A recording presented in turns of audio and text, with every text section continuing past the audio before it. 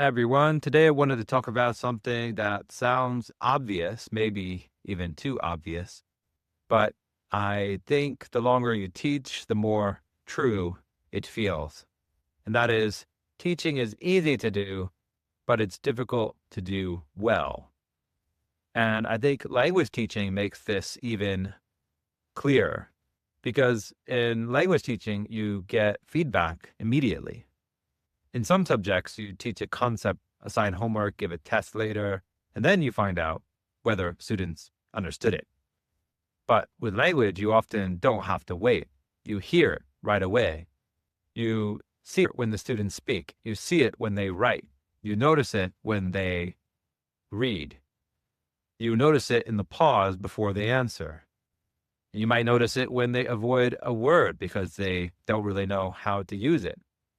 You also notice it when a sentence technically works, but just sounds off, like they're not using the right collocations, for example. And honestly, that immediate feedback, I think, is a gift, but it's also what makes the job quite hard because once you notice something, you have to decide what to do with it. And I think that's where the difference is between teaching and teaching well. Anyone can deliver a lesson. You could walk into a class, explain the target language, give a few examples, do an activity, assign homework, and go home. That is teaching. And it's real work. I'm not dismissing that at all. But teaching well requires something extra. It requires responsiveness. It requires the ability to adjust. And not only later, after class, although that matters too, I mean adjusting in the moment. Because when you see confusion, you have a choice. You can keep going because that's what's in your lesson plan, or you can stop, you can slow down, you can change the example, maybe ask a better question, or take a different route. And I'm not saying you should derail every lesson the moment one student looks confused. That could become a little chaotic. But I do think one of the clear signs of an experienced teacher is the ability to adjust calmly without losing the class. And that is much harder than it looks because adjusting is not just improvising, it's translating. You're taking the same idea and finding another way to get to it, trying another way to explain it. And sometimes that means simpler language or better example or showing instead of explaining, or maybe it requires slowing down, or maybe stepping back and asking a question that helps you find the actual misunderstanding. And the difficult part is that you're doing all this while the class is still happening. You're managing time, attention, you're reading faces, you're listening to answers, and then, of course, you're thinking about the next activity. And at the same time, you're also thinking, okay, how do I make this clear without making it childish, especially if you're teaching adults and EFL. You don't want to dumb it down too much. So that's the mental load people don't always see from the outside. And then language classes have another problem, which is mixed levels. Even when a class is supposedly leveled, there's always a spread. One student has strong listening, another has better vocabulary, one student can speak fluently but writes very badly, another can read well but freezes when speaking, another student is fast but inaccurate, another is slow but careful.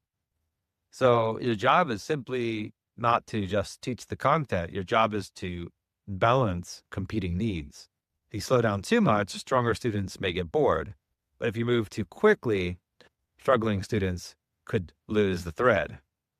And once students lose the thread, they don't just miss one point, they lose confidence, their participation might drop, and then the whole class start to feel heavier for the teacher. So teaching well becomes this constant search for the right place. Not a perfect place, but right enough, good enough, a pace that keeps the group moving, but still gives enough support for those that might be falling behind. And I think this is important to say, especially for newer teachers. I'm probably preaching to the choir to experienced teachers out there.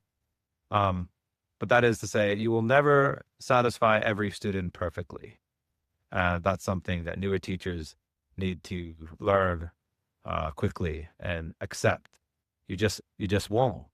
So if your goal is to make every single student feel perfectly challenged every minute of every lesson, you're going to burn out. And likewise, the same, if you're going to try to make sure that every student is on the same page, what those that are weaker, trying to lift them up so everyone understands equally, that's just not going to happen. Um, so the goal, of course, cannot be perfection. Perfection is the enemy of the good, they say. But I think the goal is trying to strike a good balance of responsiveness between you and your students. Um, try to notice who's fallen behind, and you try to build bridges back into the lesson.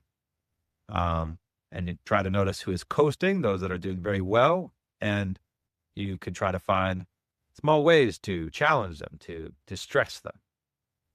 And a lot of the time, the solution is not some massive change, it's small. For stronger students, it might be one extra question. Can you explain that another way?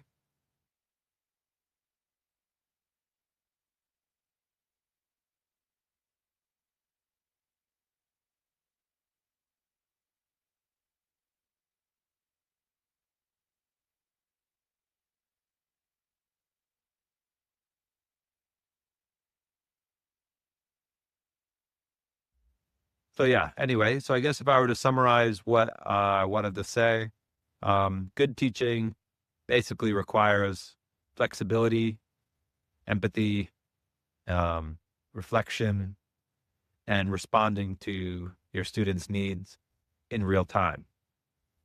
Um, and if you're a teacher now or you're thinking about becoming one, I hope that idea encourages you rather than scares you. Um, Anyway, I think that is all I wanted to say. So this is a new channel for me. I just wanted to do a quick rant, and I'm going to be talking a lot about teaching on this channel, especially teaching EFL, and especially in Japan, where I'm located. So if you're interested in this kind of topic, please subscribe below and leave a comment. Thank you.